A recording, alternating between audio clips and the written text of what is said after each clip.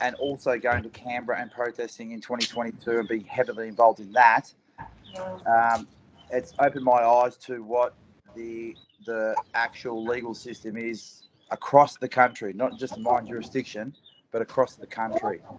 And that then I started identifying that there was something going on, that people like ourselves that were going and trying to say whatever they were trying to say is truth, were getting thrown in jail or treated very unfairly. And I was seeing in my own eyes in Northern Territory, Queensland, Victoria, South Australia. So I said to myself, there's something going on here. And about halfway through last year, I realised through studying tort law at uni that self-represented litigants were never classified as a body of persons. And I realised this because I thought to myself, on reflection, a lot of reflection, I went, how can we have men like Brian Shaw, Dick Yardley, Ken Bartel, all these, and they've got like published books. And I thought, how can this be known to be fact or not rebutted? And they're still going through this. And what I realised was a couple of different ingredients. One was that those guys never had social media. Those guys always did go at it alone. And I think what it was is that no one could identify, because none of them were actually in that university setting, that none of them could identify that missing little catalyst, which was that we're not classified, well, we weren't classified as a body of persons. Now, I'll say that because in tort law, when you want to make a claim of negligence, the first thing you have to do is find out what is the relationship of the body of persons. So is it the government with a citizen? Is it a manufacturer and a consumer? Is it a builder and a client? Now, once you figure out what the relationship is, you go into what standard they're being held to account to. Now, but if you take one step back from that, you first have to figure out what the body of persons is. And what it dawned on me, I went, we're not a body of persons. That's why every time we go individually at the state power, we just get absolutely crucified. And I went, and I just went at it. I go, no one said, hey, we need to become a unit, whatever you want to call it, an association, a union, a unit, a group of people. I don't really care. It's an ideology that now can't be killed. Doesn't matter what happens to me. The idea is there. It's in the physical presence now, and everybody knows that we just need that. Because if I can take you back to people who aren't classified as a body of persons, let me take you back to the late 60s in the civil rights movement with Martin Luther King, that a lot of you there will probably remember. Now, the premise was, in a nutshell, doesn't matter if you're black or white, you should be able to sit on the same bus. Now, on black and white law, which is what we're dealing with today, legalese, statutory law, on paper, blacks were not allowed to sit. They had to sit at the back of the bus or whatever it was, right? Now, there was a huge movement at that time. A lot of fighting, a lot of protesting, blood was drawn. But here we are, up to 50 to 60 years later, looking back and going, it was a bloody no-brainer. Of course we're allowed to let everybody sit on that. Now, what I'm going to propose to you, ladies and gentlemen, is the things that I'm saying in 50 or 60 years' time will be a no-brainer to them. Now, for example, I got dragged through the courts last year for 10 months. Now, mind you, the reason I got dragged through the courts for 10 months is because on the 5th of October 2023, I dared to be a self-represented litigant in my own trial. And I got one of the police officers on the stand, not knowing what I was doing, but I cross-examined him. I made him very hot underneath the collar. He was very uncomfortable, and it really flipped the script on who's got the power in this country, and it really dawned on me. They didn't like it, though. when I walked out of that trial, which I lost, and I accepted the magistrate's orders, I then said, I'm not going to drive, even though I drove there. I said, I won't drive. So I organised a car trailer to come and a friend to come and pick me up with the car. As I sat there for 45 minutes waiting for my friend, 3 police cars in and out of this country police station and coming back and forth. And they were literally waiting for me to drive off. But I said to myself, I'm not driving anywhere. I've got it. They think I'm going to drive, but I'm not going to drive anywhere. I'm waiting for this trailer. So the trailer turns up with my friend. He pulls up in front of me. It was raining heavily. And I said, he goes, I should reverse and straighten it up. I said, no, it's pretty good. He was only about 3 metres in front of me. I said, just leave it as it is. So he got out the car, jumped on the trailer under the winch. Another police car again drove past, and they drove past going behind me. And I waited for about 300. Something my intuition just said, just wait for him to get about 300, 400 metres away, just in case. What did I do? I sat in the car, started it to drive it onto the ramps. They turned around from 400 metres away, come back, pulled up behind me with the lights on. My friend's shoulders in front of me dropped. And at that point, I knew that they were going to do what they did. So they charged me for driving unregistered, driving uninsured. They impounded my car right there and then, and I went back to school with an empty trailer. The next day, I rang the police minister. I contacted every department there was, and no one could help me. Everyone has got their hands tied. And I think it's on purpose. I think it's by design. So even after ringing in a barrister, and he's saying, he goes, nah, it's going to be black and white. You'll drive in the car. And I just wouldn't accept it. I'm like, I'm not putting up with this level of abuse, of process, power, everything. I'm like, no.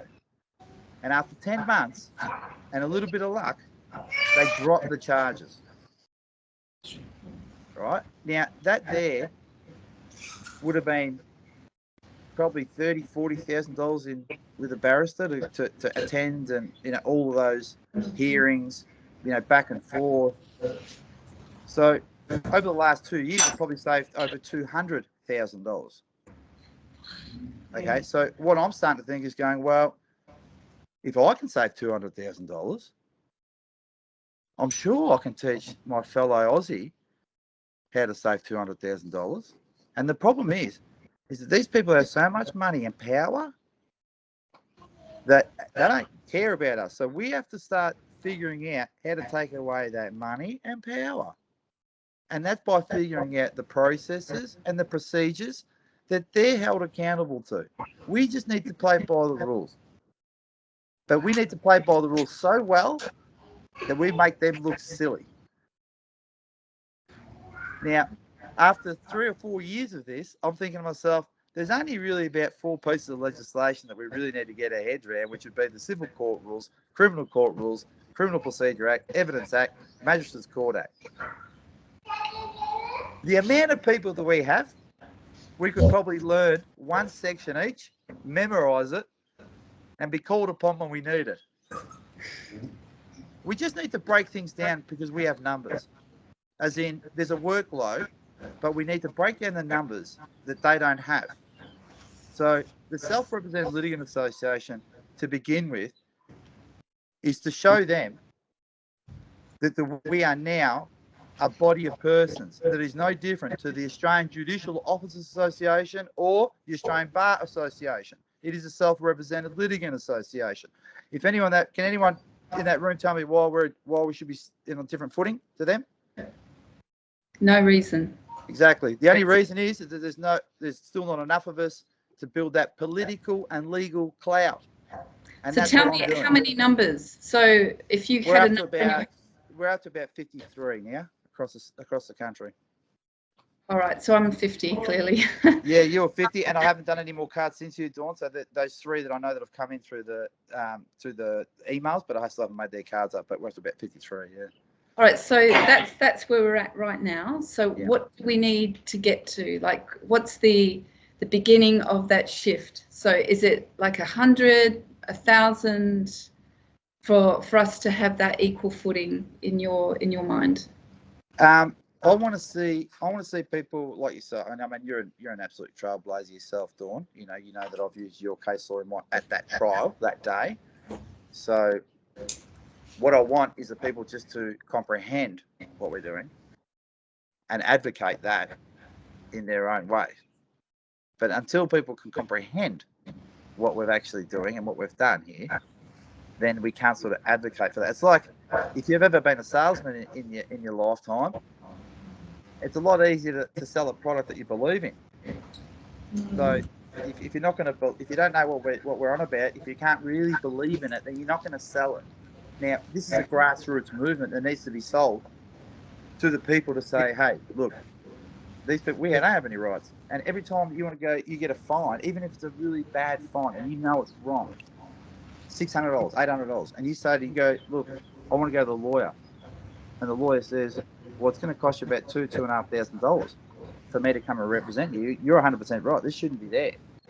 But the system you're in, you're going to have to go pay $2,500 to clear your name. And I just don't accept that should be the premise. I don't accept that they can drag me through the courts for 10 months with no evidence and then just go, we're going to drop the charges and that's it. Excuse me, you took my car for a month, you ruined my life, it gave me I was dealing some serious mental issues at the time because of what you guys did, still am. I had to represent myself the whole time.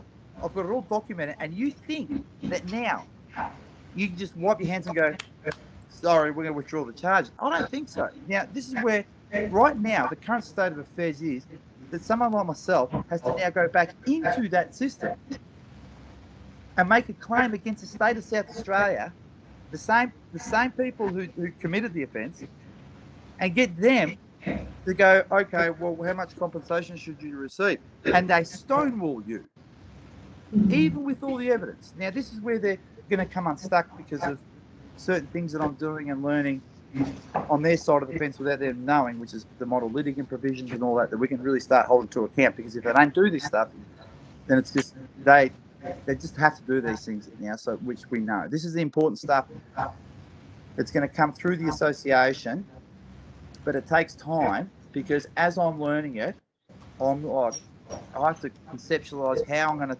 transform this information that I'm getting on their side of the fence onto our side of the fence so that it's palatable and understandable. It doesn't happen overnight. So what is it you can do? Get yourselves educated on AI. This is something that I'm really pushing, which is because it does all the heavy lifting for us. Do not be scared of AI. Do not be scared of it.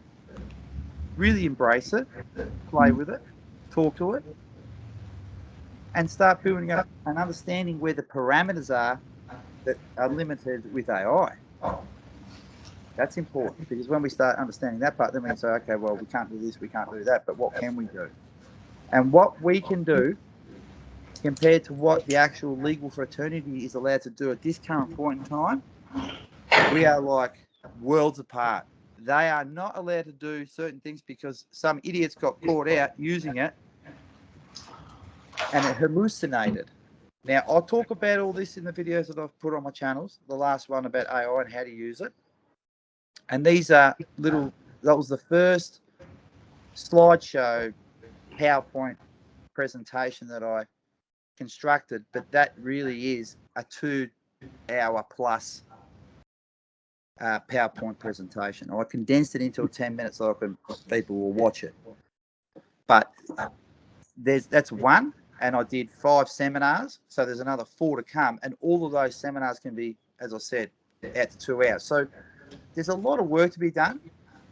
There's a lot of me, sort of connecting, moving around, because there's nothing I think more powerful than me sitting there with my computer, with a HDMI cable up to the computer, and you guys sitting around with your computer, and everyone's got the same AI down. I go, okay, watch what we do here, and I'll show you, like, hold your hand and paint you the picture, and then we turn around and go, okay, let's open up, let's see what questions you guys are going to, what answer you're going to get back, and let's compare our answers, right?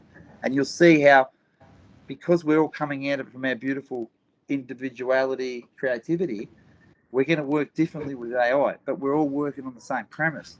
Now, this amplifies our message exponentially compared to what they're allowed to do. So, yeah, it's hard to convey why I'm excited, because it's even without me, it's I see positivity coming.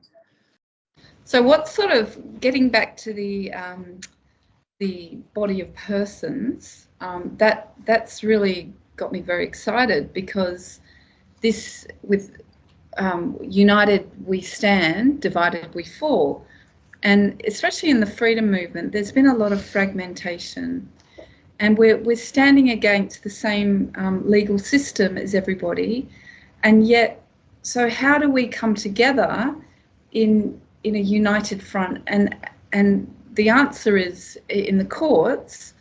I love the proposition of the Self-Representing Litigants Association, because we then stand under an umbrella that will not only perhaps potentially advocate for us in the future.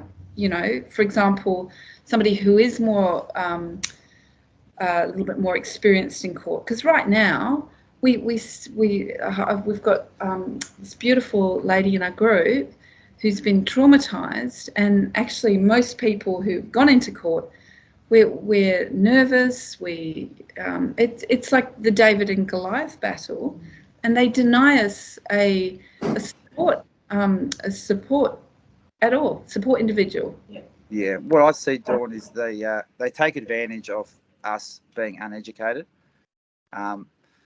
But the more times you go in there, like just the journey that I've had, is that I realised that it's more of there's a lot of theatrics in there. So it's if anyone's done theatre in here, you'll understand that when you rehearse a theatre production over and over and over and over again, is that you walk in, it's the same thing, and the lines might change a little bit, and you have to improvise a little bit, but the courtroom, the setting, everything's the same, right? So, and the scripts are the same. So this is where it's interesting, because I'm sort of becoming a lot more confident, because I know that the same things are going to be asked, the same things are going to be said, and I know what the next stage is. So I think it's knowing. That's where they say knowledge is power. It's the not knowing it makes everybody very fearful. And then when you're up against people who are speaking they're articulating themselves very, well, they're speaking a little bit of legalese, they're trying to entrap you. You're feeling intimidated. There's someone with a suit there. There might be a police officer there. You're already suffering trauma. And let's talk about that, because I would not recommend, and it's difficult, but anyone that's suffering from mental health, that it's going to take a toll for you in the courtroom. I suggest that you really work on your mental health first, and be strong in the mind before you try and attack something like this, because the forces that you will come up against are all on to you, and will try and gaslight you, and I see people that have really got their heart in the right place, but I think they're having a crack before they've done their time, so to speak.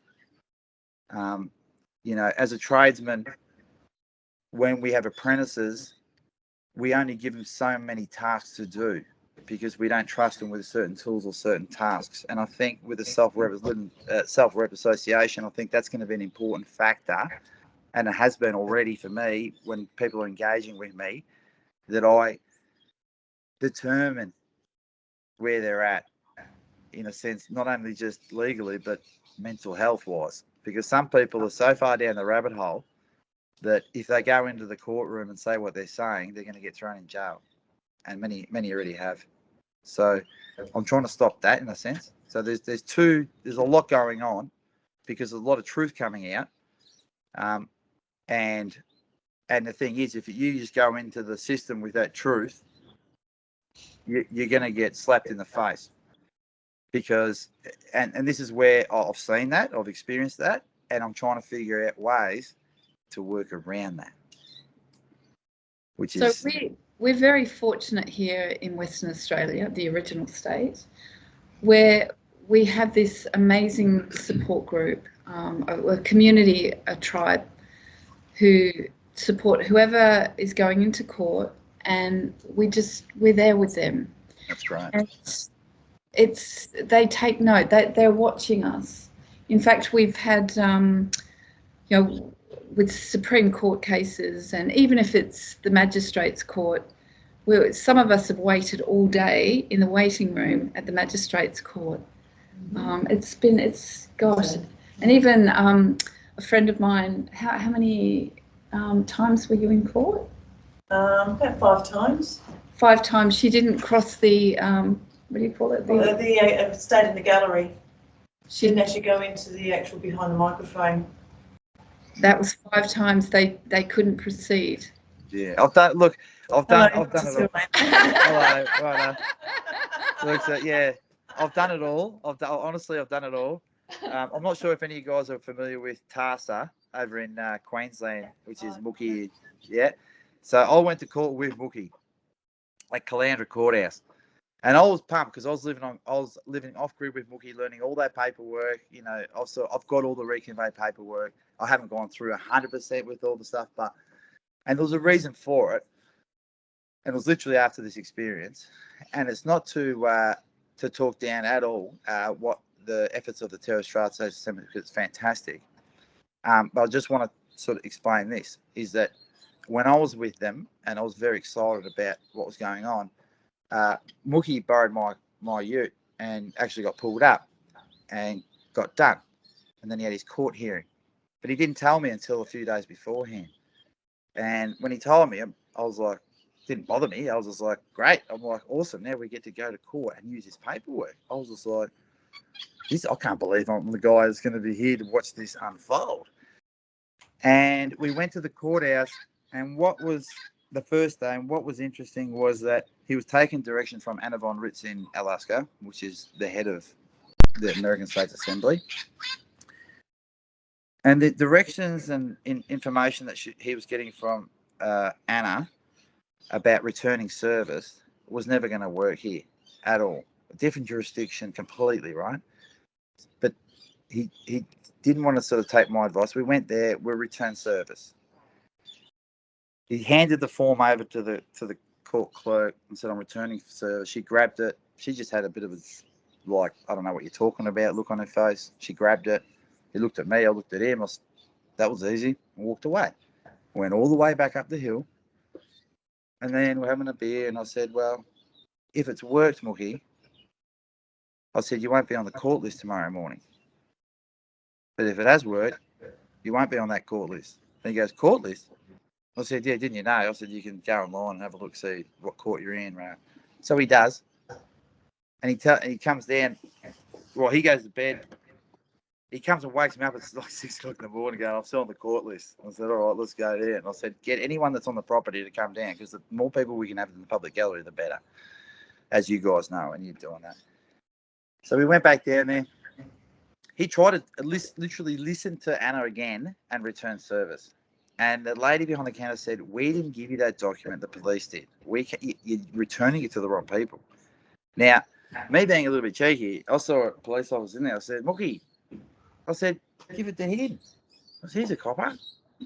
So he went up to the copper, and like, you got to understand, Mookie's like 6'4", another 6'5". He's about 140 kilos. He's a big man, right? He makes me look small. And this young copper looks at him and goes, all right, mate. He goes, but if you leave, he goes, we're just going to issue another warrant and come and get you. And I looked at Mookie and I said, Mookie, we're here. I said, let's go into the courtroom and let's tell them. Now, this is the first experience that this ever happened, but I was sort of prepared. So we're sitting there, got him in there to listen up. And magistrate calls him up. It was a female magistrate, calls up and says, Cameron Sagal McGregor. And Mookie gets up and he goes, oh, I'd just like to say, and she goes, Cameron Sagal McGregor. And he wouldn't say what we sort of prepared to say. So look, at least say, I'm here on special appearance, you know, blah, blah, blah, blah. But he didn't. Nothing. He didn't say anything like that. And I literally had to start whispering from the gallery to remind him. You know what, don't we?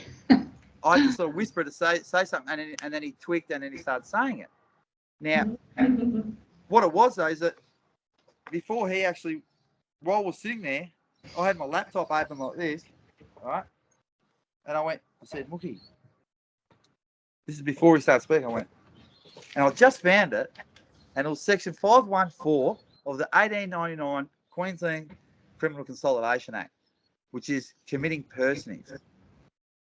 And hang on, what was that again? The 5 what? But section 514 of the 1899 Queensland Consolidation Act. Sorry, Queensland Criminal Consolidation Act. Yeah, section 514 of the 1899 Queensland Criminal Consolidation Act. Now, that was committing personage. So this is the whole thing that we're talking about, is about, you know, you're not the person and that. There's actually a statute there. And so he got up and she goes, Cameron Sagal McGregor goes, nah, my name's Mookie. I've got some eyewitnesses here today. And she goes, Cameron Sagal McGregor. And he was a bit dumbfounded.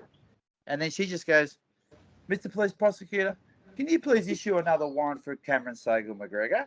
And as soon as she did that, I just got up with my laptop. I said, excuse me, Your Honour, is it your intent today to commit personage under section 514 of the 1899 Queensland Consolidation Act? And then I continued to read it out. She got up, ran out the room. The court clerk, big guy, screaming at me, saying, you can't say that, you can't say that. I just continued to say that passage of Australian legislation. That's all I said. I sat back down, put my computer to my right. Police officer had grabbed me around the arm. I looked at him, and it was a young guy. I said, look, mate, I said, you don't have to grab me. I'll walk out. He goes, okay. So we walked out. Now, in that foyer, I said to that police officer, and I looked him in the eye, and I said, now, mate, we've got a problem here, because you and I, 15 minutes ago, convinced the big fella not to walk out that way because you were going to issue another warrant. Now, we walked that way, and they're still issuing another warrant. Do you see a problem with that, mate? And his brain just, and you could see it just going, I don't understand what's going on here. This is not right. Next thing you know, there was 5 police officers from Caloundra Police Station over there, separated me and Mookie. Not that we're being violent, but, you know, they put me under arrest, which is just a verbal arrest, not detained, outside, questioning me. We play the name game for the next 10 minutes. Then I have a police prosecutor come out and saying, you're a clown. You're a clown. You can't do that. I said, what are you talking about? I said, I've seen something illegal happening from the public gallery. That's my duty to say something. I said, I'm studying law and legal practice at Flinders. He goes, you're a clown. I said, let me tell you something about psychology. I said, when you're having an argument with someone, I said, as soon as you make a personal attack on them, I said, you've lost the argument. And the 2 police officers laughed behind him, and he walked back inside. Now, this continually keeps on happening, ladies and gentlemen. 2 police prosecutors. Why? Because I've gone out and spent the time to learn what the rules are, what our rights are, and I'll stand there and tell them what they don't know. And many of us don't. You got to be honest with that fact. Yeah, you have done that. No, George has done that. Yeah, I've gone out and educated police. Yeah. And to be honest with you, the guy that inspired me in one little clip was back in 2020, which was Nick Patterson, when he stood there on the street and he told these guys the case law, what he could, what they couldn't do. And I thought, if a guy with cauliflower ears that goes in and is an MMA fighter, and I'm a tradie in that, there's no reason why I can't learn that like he learned it. And I went out and I did that, ladies and gentlemen. Yeah. Good stuff. Great. Yeah. And thank you. Thanks for sharing. And thank you for being such an extrovert performer, as you say. It's lovely. So if there's if you could, there's a question I'd like to ask about, so what potentially moving forward with the Self-Representing Litigants Association, what are the advantages or the benefits of us joining, for example? Well, look, it's more about support and showing support. And we're not lawyers, as we know, so people are being misguided to think that they make. And look, there's a donation, a financial donation if you want to make a financial donation. But if you can't make the financial donation, I'm saying, well, what skills have you got that you can exchange with the association? So I'm not shutting the door that anyone's got no money, but it's like you're going to have to work. We're all working. Like, you don't see what I do and what I have been doing for the last 3 years. But I'm not going to shut the door to anyone to help. Like, so this is the thing. The people that are coming in, it's like we want as many people as we can working together. And it's literally the idea that we don't, and we now know that as a group, we just go, excuse me, to your local member, whoever, to your federal member, go, look, I've just joined up with the local, to my self-represented litigant association, national, and we've identified that we've got no rights. And they're going to go, what do you mean? They go, well, let me explain a few things why we don't have any rights. Our time is not valued the same as what you guys are. If we win, you want to pay us $110 for a whole day. Really? Oh, could I won't share it here, but I've got that I'm going to share with the group today. I won a court case recently, Kelly versus Osborne, in the magistrates court. So I actually won in the Supreme Court. That got bounced back to trial in the magistrates court. So I won in the Supreme Court because they denied an appearance based on they wouldn't accept a medical certificate and they wouldn't accept a video link because they wanted me to drive or travel from Perth to Albany, which is 6 hours? 6 hour drive. 6 hour drive. And I had the flu. I didn't have COVID. I actually had a flu-like symptoms. So anyway, they denied it. So I appealed that in the Supreme Court, bounced it back. Can I just pause you there, Dawn, before we keep going? Because that bit about you saying about getting the audio link and the telephone link, they were trying to give that to me. They were trying to make me go further away. And I kept pressing. And eventually they did give it to me. And that's the hearing that I had on the 11th of February. And that magistrate was really, really good. Removed the bail conditions, done everything. And then the next trial, he said, pre-trial conference, he said, you're not going to even have to ask for a telephone link, John. He goes, I'll make sure that you've got a telephone link. So that should be something that should be given to us no matter what. If we're away from the court, 50 kilometres, I'm about 50 k's away from the court, and I use it. I'm saying, well, you've got no public transport on High Marsh Island. You don't even have a postal service on High Marsh Island. I think you can accommodate me with. So it's about sort of identifying where they're spending money, where they could be helping you, or even to go, wait a second, I've got something that's highly contagious. 2 years ago, we were doing this 100% of the time. I'm sure you can accommodate this, like about health and safety. You've got a duty of care. There's certain words that you can use that will start going, oh, we've got duty of care or health and safety. Or, so it's about pushing the boundaries of what the rules are within them, but looking at it from us. But you've got to know the rules really well. It's like a good player of any sport. They're very good because they know all the boundaries of all the rules and whatnot. So I just see us working collectively over time on the premise of that we're self-represented litigants, that we are, especially from the lower jurisdiction. So what people I really want to make clear is that in the magistrates court across the country, there's a 95% conviction rate. In the Supreme Court, there's a 5% conviction rate. That alone should tell you that it's a rort. And you go to yourself, why is it that that summary jurisdiction has got a 95% conviction rate? Well, it's because what we said before about those fines. Sorry, someone want to say money. Something? It's about money. Yeah, it's making it so that it's easier or more economical for us to plead guilty. It's not because we are guilty, it's because it's more economical. Yeah. I'm like, it is, that statistic is like my mission to bring that down. And I'll tell you what, and I know we can do it. Yeah.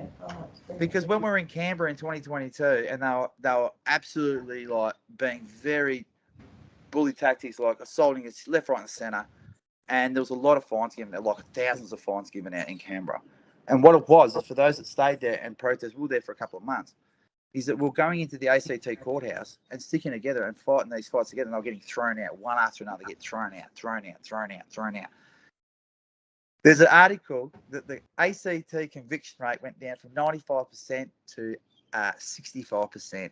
And at that time, you had Shane Drumgold, which was the DPP, and Neil Gorgon going at it in the media. Why? Because the money was starting to dry up. They're like, we can't get any convictions. Why not? Well, because your police officers are acting like idiots, and they're giving out these fines and being bullies and doing everything wrong. So we can't charge them. So I'm like going, that's happening across the country, ladies and gentlemen. Yeah, absolutely. All it was is that we were concentrated at that time and worked together. Yes. So this whole association is more sort of a mindset of knowing that we are connected. It doesn't matter where we are, but that we're on the same path going, we know we can hold you to account. There's only a certain amount of things that we have to realise and learn, and we can pull you guys up. We don't have to be, and I don't want it, none of this sovereign citizen stuff, right? Because this is where they're using the media against us, which has then turned and manipulated our own people, our own society against us, your family and friends. So it's a really clear distinction that we are self-represented litigants, because the sovereign citizen was the label that they gave to the individuals that were never classified as a body of persons. So once we're classified as a body of persons, what I see is that if we get documented on footage or written that one of our members has been called a sovereign citizen, that is a straight up case, civil case for defamation and mischaracterisation. So what it is, because we've created the association, if someone wants to discriminate us, we then say, you're discriminated against, and then we can say, this is why we need to be included in either the Equal Opportunity Act or take on board the proposal I put forward, which is a Self-Represented Litigant Protections Act 2025. Yes. Say that again. I like that. So it's a Self-Represented Litigant Protection Protections Act 2025. I've already got the proposal. I've already sent it out to a couple of politicians. So this is another thing with AI. We don't have to wait for them to be writing legislation. We can instruct AI to write the legislation for us and then advocate that legislation to the politicians. We're flipping the script. Usually people vote and go red or blue, voted, next day, go back to work, go do whatever. Don't care. No. Well, we should be voting and then going, hey, you're not doing what you said you're going to do, or this is going really bad. And it's just the lack of engagement with the politicians, right? Has made it to the point. I find this interesting because I'm the complete opposite. I'm like extreme engagement with them. And I go to myself, I'm not getting anywhere that way, right? They've got an ABN number. They're a business. We know that. That's fine. But but as in, even with a business, right?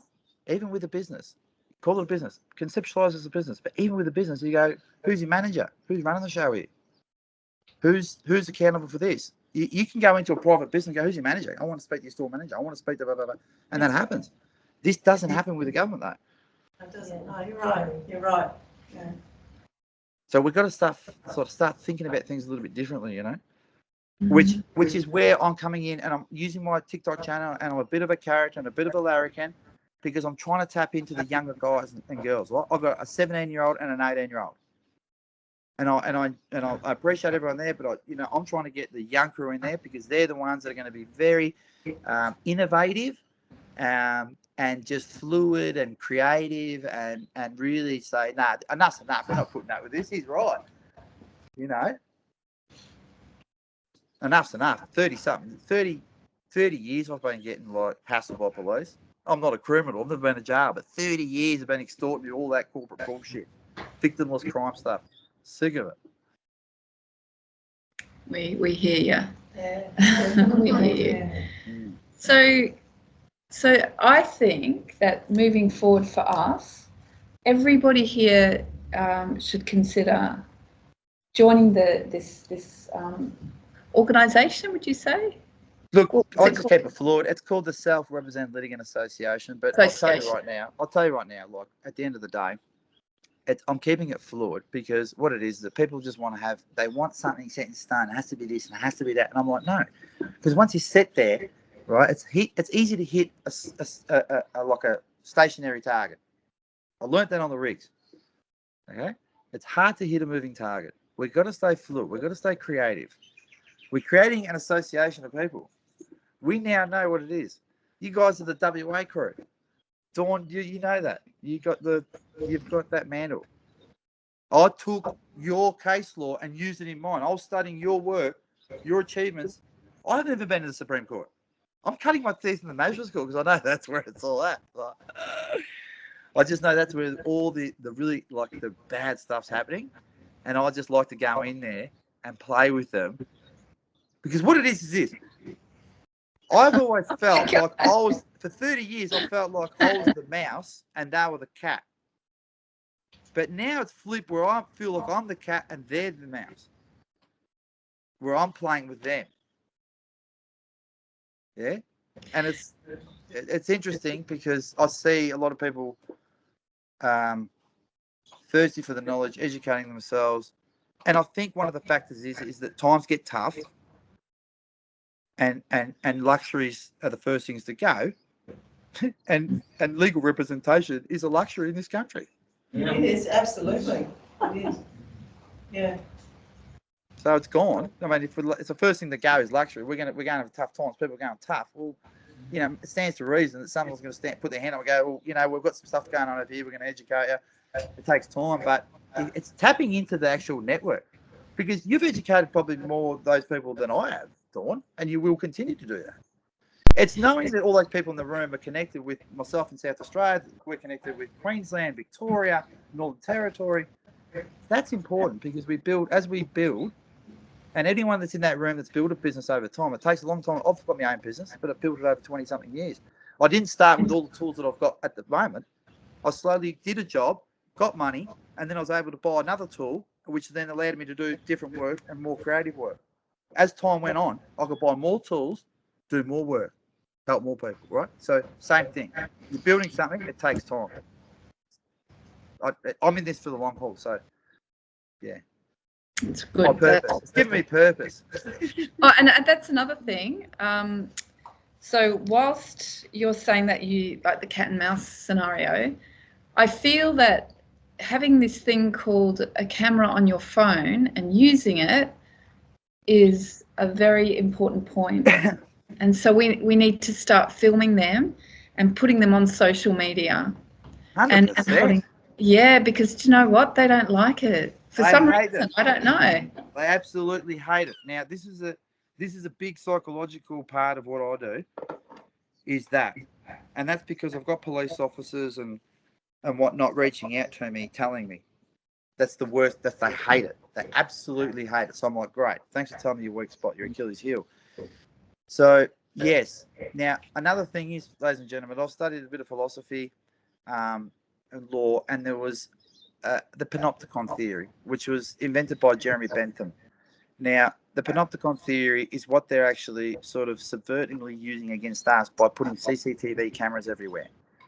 Now, that's one way to control the public so they behave better.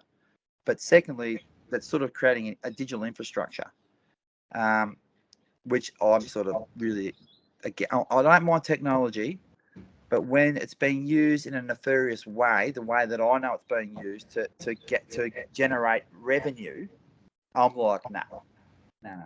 Like, no, it's too much, and especially when you've been caught out with Bunnings already. It's the same technology. There's just a lot of information that people aren't privy to at the moment. So I'll be honest with you, it's hard to stay, focused on just doing this one thing because I've got to keep up with what's going on. And it's breakneck speed. So it's sort of like this trade-off of going, there's only 24 hours in the day, I've got to sleep a certain amount. What do I spend the rest of the time on? And also I'm ringing and answering phone calls. It's like we speak people like could be an hour, 2 hour phone calls and we're ideating and learning and So it's like when things get dropped or when something gets developed, it's like great, another little milestone for me.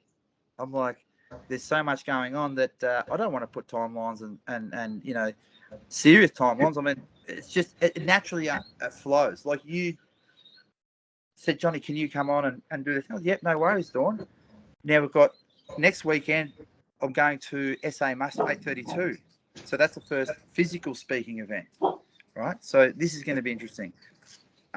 When people start spreading the word, and now that I'm going to be back on the road as of this week, that's going to be really interesting because the surveillance stuff, the video that I made over the weekend where I was sitting in my hotel room with the binoculars, is that the one? Yep.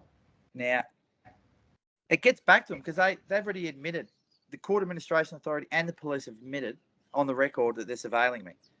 So if they're surveilling me, then I know what I make, they're going to watch. So what they're watching is me watching them.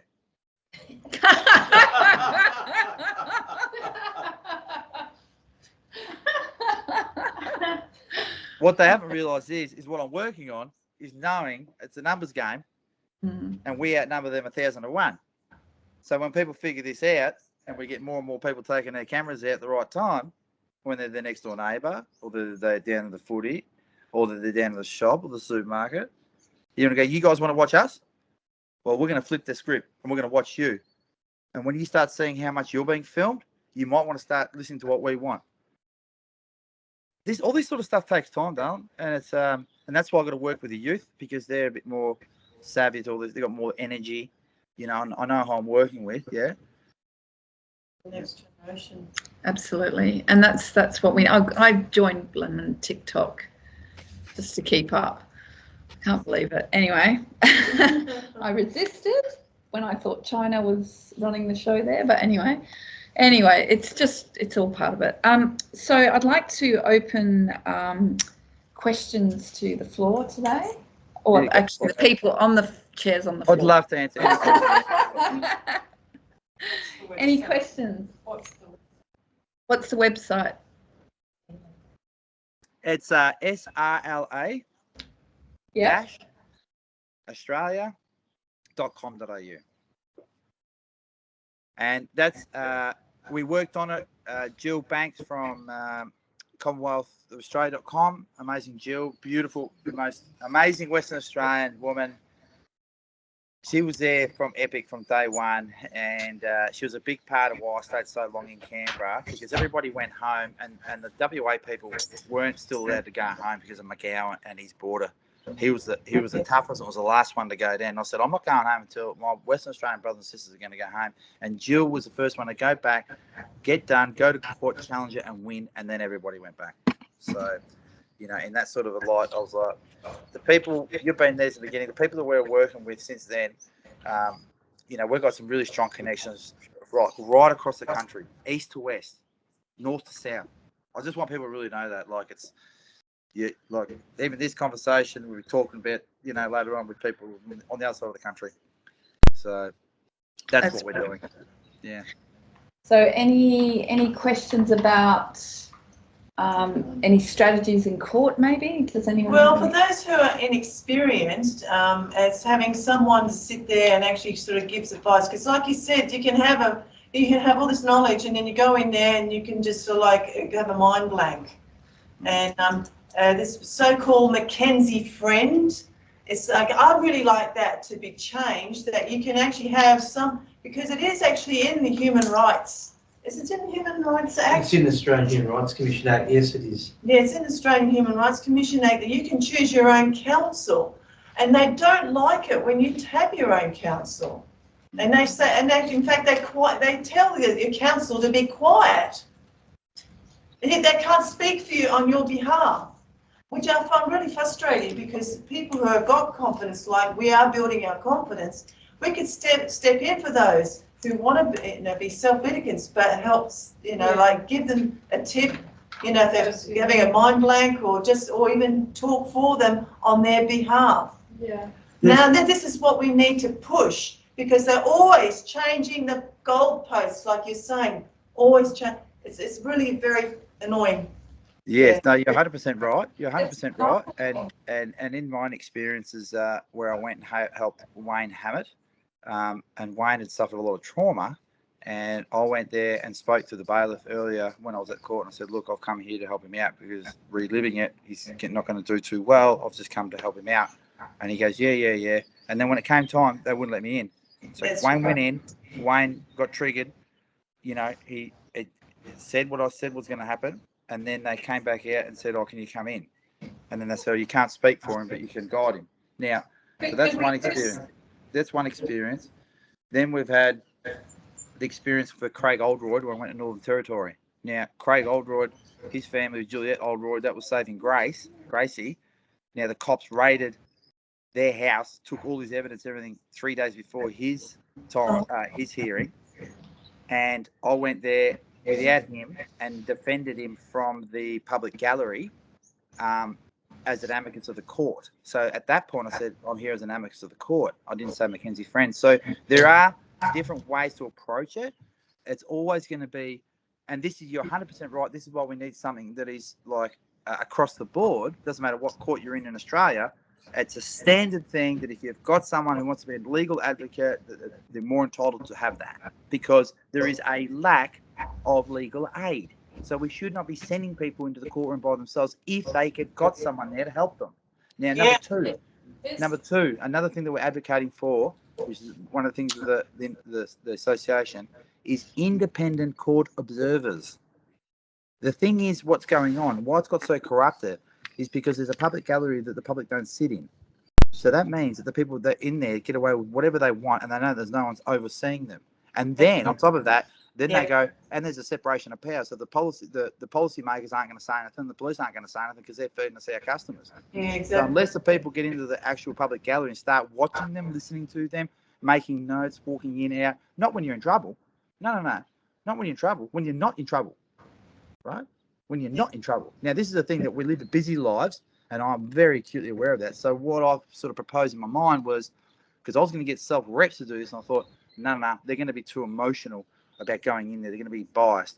I said, how can we change things to get people that are unbiased, are going to learn from that skill, and they're going to change things? I'm like, second, third year law students, come in, be an independent court observer, volunteer your time. You're going to get courtroom experience. You're going to see the unit. You might even be able to help someone, and that's going to look good in your CV because you already spent time in the court. You know how the processes work.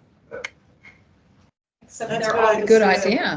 So there's a lot of these ideas, right? There's a lot of stuff that's going to be working and developed. But the thing is, it's mainly just grabbing more traction and then just getting that support. But you know, I reached out to the Law Society of South Australia. It seemed like I was getting somewhere with them. And, you know, I sort of followed up, said, look, you've got the meeting rooms there, you've got the boardrooms that are really perfect for what I need for education part for these PowerPoint presentations. And it was a no go. Then I reached out to the Law Foundation of South Australia. No go. They know what's coming. They don't like it. They watch, you know, they don't like what's happening. So we have to just be savvy. I think you had someone with a hand up behind you there, Dawn. Want to answer the question? Yeah, I just had a question. Is there something you could use with the, oh no, I forgot what I was going to say, Monopolies Act? Like, they have a monopoly on apparently you can only use a lawyer, right? Like you can't use a Mackenzie friend. Would that not be something against the Monopolies Act? Yes, great. You know, that's definitely an argument you can bring up if you can construct it correctly. I've never used it, but I have heard of that. Now, there is something there that's just recently come. It's a case law here in South Australia called Grange and something. And what we got from that was Grange Legal, PTYLTD versus Commissioner of Police South Australia. What it was, lady gets a fine. The car is registered as a company. She goes there and says, I've got someone coming in to represent the company, but he's not a lawyer, which was Roe. Magistrate says, can't do that, not allowed to do that. They appeal it. They go to Supreme Court. Supreme Court at one point refers to Kelly versus Fiander. and says, no, actually, in the administrative section, they are actually allowed to have someone come in and represent the company. Now we're like, that's still not 100% because it's part of the judgment and it's still ongoing, that court case. But it's part of the judgment. What was interesting is they leaned on Dawn's case. And I told Dawn, I said, Dawn, I go, do you know what this means? I'm like, you've got South Australian Supreme Court judges that know of Kelly versus Fienda, otherwise they wouldn't have cited it. And what it's coming down to, it's about the name, the person, whether we're there, not there, all these sort of things. We've been at this for a couple of years now, and they're starting to go, well, if they're here, you've got to say they're here. That's Dawn. And now we're going, well, what I found out when I was working with AI, because I was like, could I, through the Power of Attorney Act, could I be that representative for people in the courtroom, get them to sign this power of attorney before we walk in? Oh, that's a good idea. And then on the way out, as soon as we finish, they sign this one, which releases me and reinstates them. And all it is it's in and out.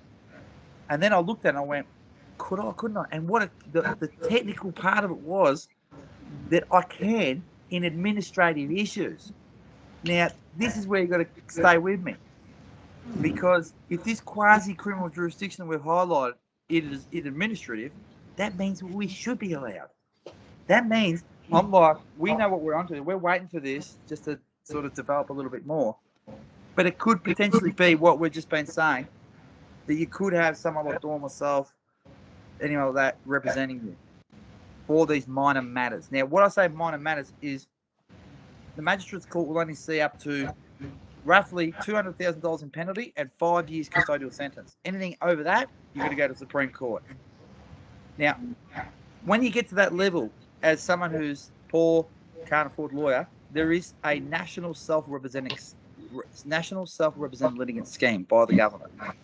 How good it is, I don't know, but you are afforded help there. You know, at the bottom end, there's only legal aid, and legal aid, you're means tested.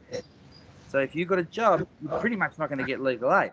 So then we've got this cohort that can't get legal aid or that national self-represented litigant scheme because their charge or whatever isn't that much. That's the little portion I'm working on. It's not little. That portion there is important. That's where they're making their money. That's where people take their rights, and everyone just goes, "Oh, I plead guilty. Get me on a payment plan." And this is another thing. These payment plans, it's a funnel. This system is a funnel to get you on these payment plans, so they extort out of usufruct your blood, sweat, and tears. And it might only be $10 a week, $20 a week, but times that by 100,000 every week. These people, when you start crunching the numbers, ladies and gentlemen, you'll start figuring out how much we're being extorted in this country. Oh, absolutely. Well, they put a memorial over my property. Have they? Yeah. They put a memorial over my property, and it started with three charges of 6 kilometres over the limit, or 2 charges 6 kilometres over the limit and 10 kilometres. And then I wrote to them because I didn't know what was going on. I wrote to them and just said, look, please provide your proof of claim type of letter. Or I think I started up with, you're a foreign counterfeit government who are a bunch of criminals. I think I started that. That was my first line of letters. Straight out of It's like, no wonder I didn't get very far. I was quite naive then. Anyway, so that ended up, I didn't realise that they suspend your licence if you don't pay a fine. And then driving under a licence suspension opens you up to a whole other things. And so they've essentially, it's a $21,000 memorial over my property, and it's going up. Yeah. So I'm at 19,000. I think I just got it the other day. It was 19,000. But the Johnny, thing is, Dawn, hang on, it's not a competition. It's not. No, it's not. But it's interesting to hear the numbers, right? Because if it's two of us, that's roughly 20,000. What's that? 500 of us. That's $1 million. There's a lot. I mean, there's a lot of money there that's being owed and you think about it like, well, is that money like victimless crimes? Are they helping our country? Is it in the best interest of justice to be chasing up people for these fines because we're challenging the system, right? Like it's our money trying to figure this out. And this is where I flip it with them and say, is it in the interest of, like, I've gone and studied like the judicial conduct, their code, and then the Department of Public Prosecution, they've got a guideline. They've got guidelines. So it doesn't matter what industry you're in, it doesn't care if you even work in an office. You've got health and occupation safety regulations, all that sort of stuff that you have to work by. And if you're the employer and something happens to your employee, it's your ass that gets something out to dry. You're walking in, every time we walk into a courtroom, we're walking into a working environment, right? Okay. It's a working environment. Now, even though we're not lawyers, the court itself has a duty of care to us. Yeah.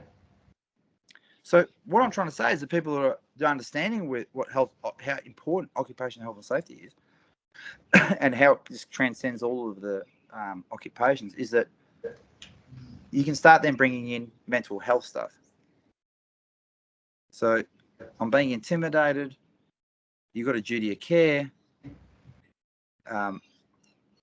It's quite interesting because I even just mentioned it yesterday at the Service SA when I went, to redo all the paperwork and everything. And I said, look, I've had a couple of mental health issues. And the guy he just goes, mate, it happens to all of us.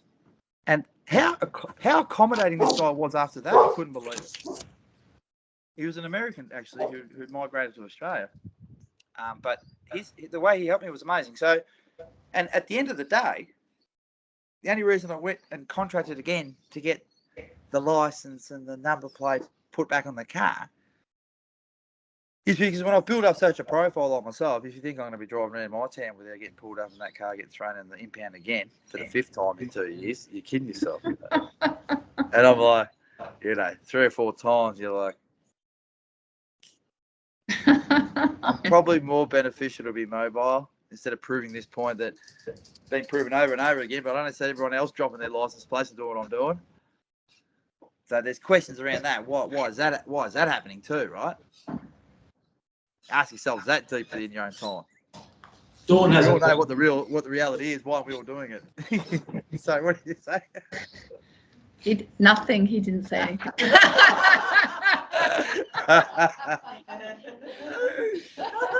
Could be a competition, though. It could be a competition.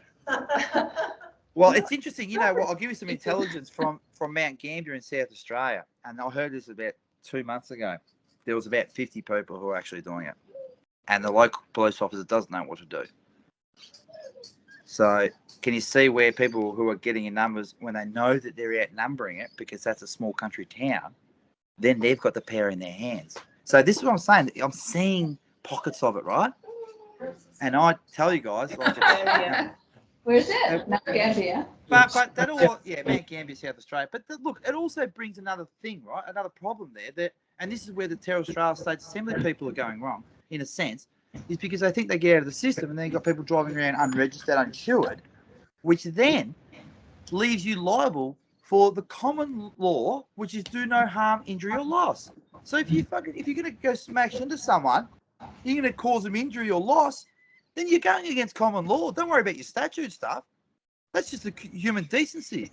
So what we're doing is, what's going on is we're realising that we don't want the statute crap that we're saying is victimless, but then we go, if we don't do what they say and play part of that system, we can't insure ourselves. I thought Anna had a bond for those people. Yeah, okay. I want to see anyone that's actually used it. Also, you can... Not disrespectful. I swear to God, I'm not being disrespectful here. But I've been waiting for those insurance bonds for 3 years. So there, I heard that Lloyd's of London underwrites. You can actually take out an insurance policy on everything. Haven't done it yet, but I think that's. There's a guy in Queensland that gets insurance.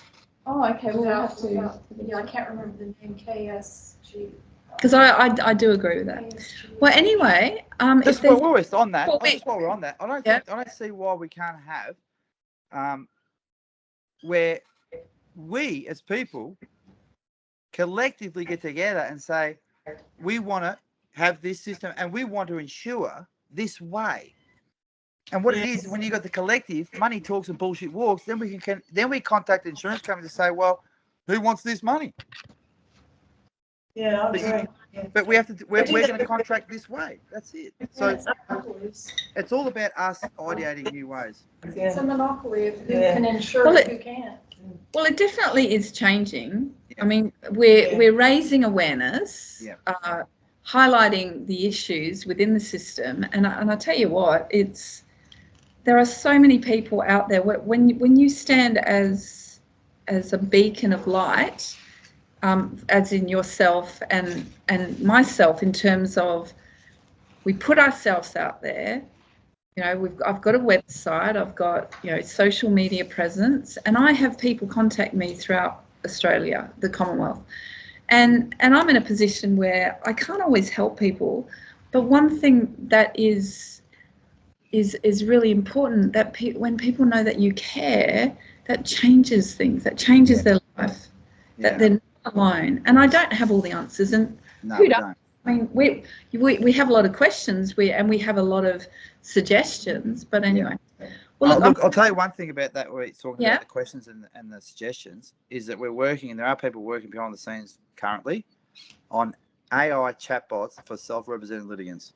So when you're going to have a drama, you're going to go put it into that AI chatbot, and it will tell you the process and the procedures that you need to do. It might even flip out a script for you that you can go and start practicing in front of the mirror what you're going to say.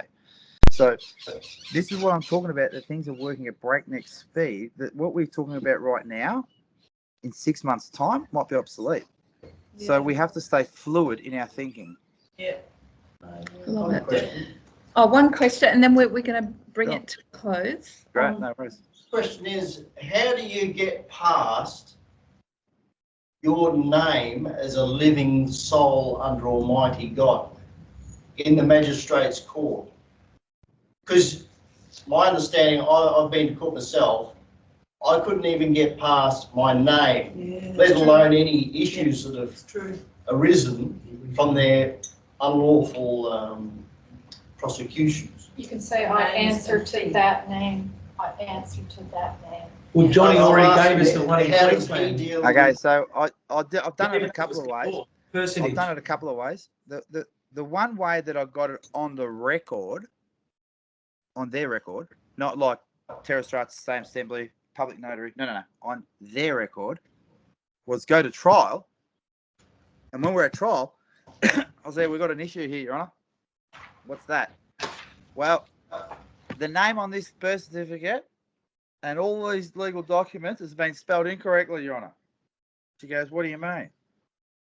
I said, and she thought I was going to go down the sovereign citizen thing. I said, no. I said, Your Honour, I said, according to the Australian Parliament House.gov.au, Australian Parliament aph.gov.au, I said, if we go to the grammatical styles and we go down to the personal names tab, the way that it says it there and the way that I got taught in primary school was that everybody's name and surname starts with a capital letter and then all lowercase. So, Your Honour, I don't know why the first name here is in correctly, but then the surname's all capitals. I said, that's all incorrect, Your Honour. And I said, if it's not incorrect, Your Honour, I said, if it's meant to be the way it is, like that, I said, I'm going to put to you, Your Honour, that that's the Roman canon law of capitis diminutio being executed, and you're diminishing my status by the capitalisation of the name, which then brings me under the Section 28 of the Corporations Act. And she goes, no, we're not dealing with the Corporations Act, Johnny. No. I said, oh, okay. I said, what can you, what criminal, what's the subject matter jurisdiction? She said, criminal. I said, okay. So when we came back after lunch, I said, Your Honour, I said, did we establish what the subject matter jurisdiction was before lunch? And you said it was criminal? She goes, yes. I said, well, I'm going to ask you to dismiss the charges, Your Honour. I said, because the prosecution has not brought forth a victim, and without the victim, there can be no crime. And she leant over the table and went, it's a quasi-criminal matter. Ah! At that point, though, because she thought I was going down that way, and then I came back and blindsided that way, she dropped her guard and said quasi-criminal. Now, I'll give anyone in that room $1,000 tomorrow if you can find me some quasi-criminal legislation or quasi-criminal rules. And I just had a magistrate tell me that overtly to my face, and that's how she held me to account, which is fraud. No, Kellen asked that in the Supreme Now, Court. I know that. We all know what's going on in there, but it's one of those things. They've got the guns. We don't have the guns. We've got the brains. So you're challenging the legal fiction as a person, basically. You can ask him in my video where the magistrate ended up quitting. All it was, I asked him 3 times on the record. I said, "Can you please, Your Honour, can you please give me or tell me what the difference is between a legal person and a natural person? What's the difference?" You get them to say it. No need to go in there and go, "I'm a living man." If someone's looking at you, everyone knows you're living. Why do you have to tell people? Why are you telling people you're alive when you know you're alive? Because someone else has told you that you're thinking that there's a dead person here and a dead person there. No, the legal terminology is natural person, legal person. That's where they're playing the game. You've got to go in there and go, "What's the difference?" And they're going to go, "Well," and I'll tell you right now, get them to say it, because as soon as they say it, it's a loaded question. As soon as they say, "Well, a legal person is a piece of paper that you make a company, and a natural person is got a heartbeat and living, breathing man." As soon as they say that, you go, "Oh, so that document there, that birth certificate, that's the legal person, and this guy right here, I'm the natural person." Are you trying to join the two together and make a quasi-criminal jurisdiction? So when they play games giving you heathen titles like Mr. and Miss and Mrs., when they start asking asking you, "Are you Mr. Burt," for instance, that's whatnot. So in the transcript, they try to say that, "Mr. Quarrenberg." I said, "No, my name's John Paul."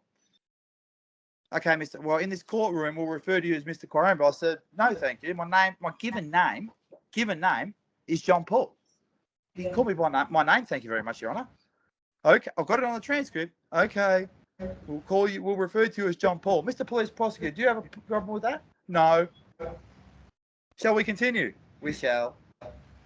Now, what does that mean? Section 242, Criminal Consolidation Act.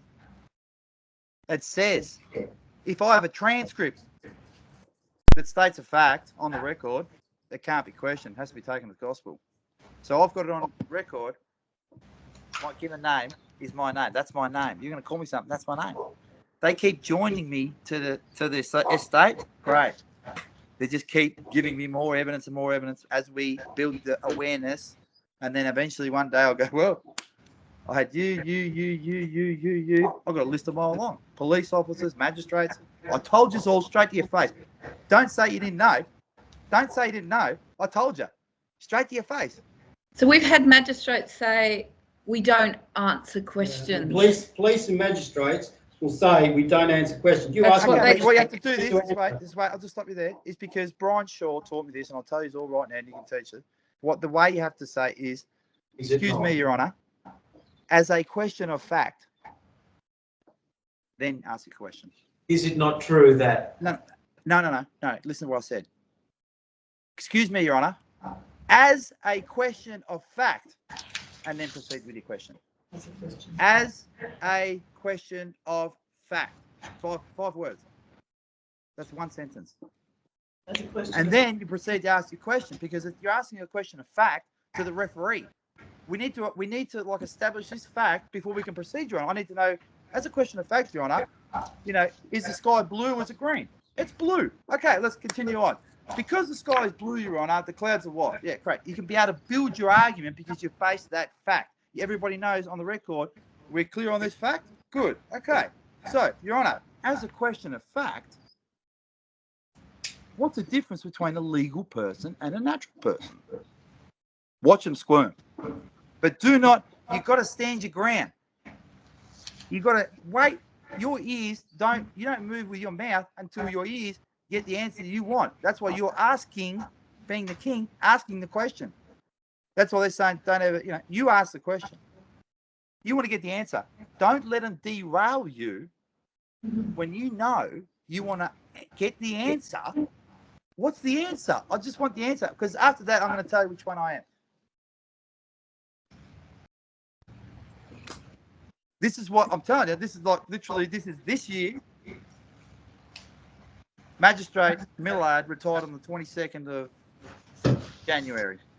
And it was because on the 17th, I sent a letter of recusal after, a couple of exchanges with the court about, trying to get the video link and all that. And then when I really had him being an asshole, I went, there you go. Here's this pre-prepared recusal letter that I set up that I knew you were going to go down this way. Now I got you. And then they sent me an email going, after they watched the video, they go, he didn't retire because of your letter of recusal. You have to be here to get someone to recuse himself. And I went, yeah, whatever. He's gone. That's the main thing. Well, on that note, thank you so much for Thank you, Dawn. your time and experiences with us. And if we could thank... Yeah, thank you, Dawn. And hopefully we'll catch up with you in another couple of weeks.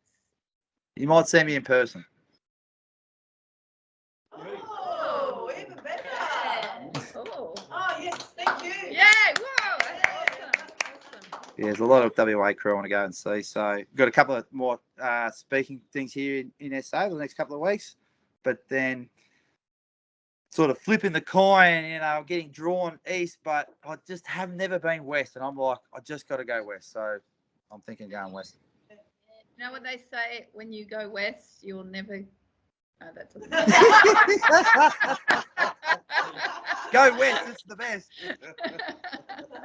Anyway, thank you. All right. Thank we'll you, see guys. Have a beautiful weekend.